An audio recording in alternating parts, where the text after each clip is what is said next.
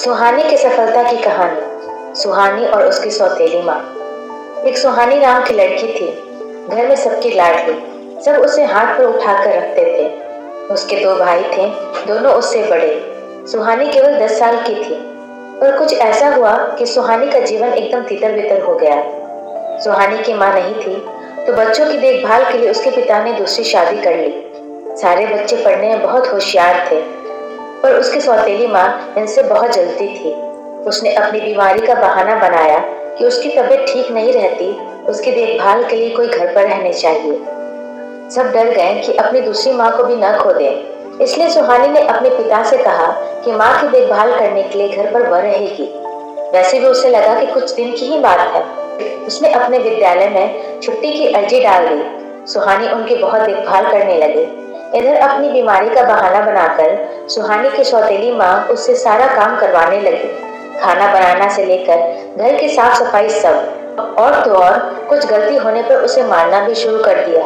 और सुहानी को ये बोला कि अगर वो ये सब बात अपने पिताजी को या अपने भाइयों को कहेगी तो वह घर छोड़कर चली जाएंगी। सुहानी डर गई कि उसने अपनी सगी माँ को तो पहले ही खो दिया है, अब कहीं इन्हें भी न खो दे, कहीं पिताजी फिर से उदास न रहने लगे।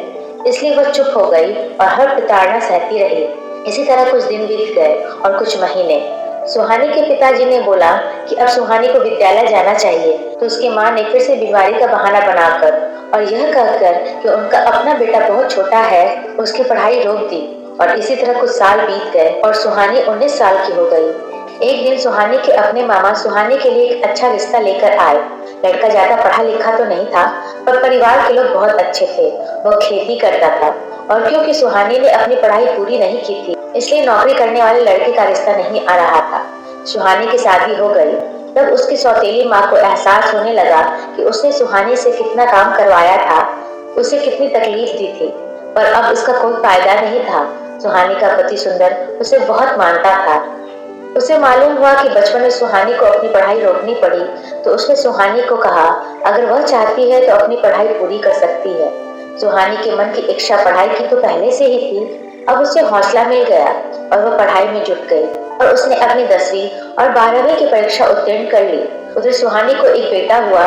फिर सुहानी ने सोचा कि बच्चे के लिए 1 से 2 साल के लिए पढ़ाई रोक दे, पर उसके पति ने बोला कि वो और उसके माता पिता बच्चे की देखभाल कर ले और उसे अपनी पढ़ाई पूरी करने पर ध्यान देना चाहिए। सुहानी अब अपने आप को बहुत भाग्यशाली मानने लगी और उसने अपने स्नातक की परीक्षा बहुत अच्छे अंक से उत्तीर्ण की। फिर वह सरकारी नौकरी की तैयारी में जुट गई और उसने एक ऑफिसर की नौकरी पा ली। सुंदर की आंख के आंसू इस बात का एहसास करा रहे थे कि जीत मानो उसकी हुई हो। सुहानी का पूरा ससुराल गौरवान्वित था। उसकी सफलता के पीछे पूरे परिवार का बलिदान था। सुहानी को मानो ऐसा लग रहा था कि मानो उसने एक जंग जीत ली हो। यह समाचार जब सुहानी के माता पिता को पता चली तो उन्हें इस बात का बहुत दुख हुआ कि अगर सुहानी को उन्होंने पढ़ाया होता तो सुहानी कब की ऑफिसर बन गई होती और लोग बधाइयां देने उन्हें आ रहे होते। पर यहाँ लोग सुहानी के माता पिता के पास नहीं, उसके ससुराल वालों को बधाइयां दे रहे थे कि सुहानी को ऑफिसर बनाने में उनका बहुत बड़ा योगदान है।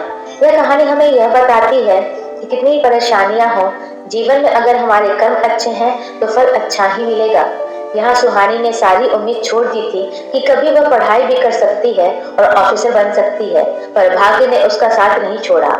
उधर उसकी सौतेली माँ अब सुहानी से आंख नहीं मिला पा रही थी, इसलिए कभी भी किसी को इतना ठेस नहीं पहुंचाना चाहिए कि खुद को ग्लानि हो और उससे आंख मिलाने को काबिल न रह जाए। धन्यवाद। अगर आपको मेरे द्वारा लिखी हुई यह कहानी और मेरा यह प्रयास पसंद आया तो कृपया इसे लाइक, शेयर और सब्सक्राइब करें।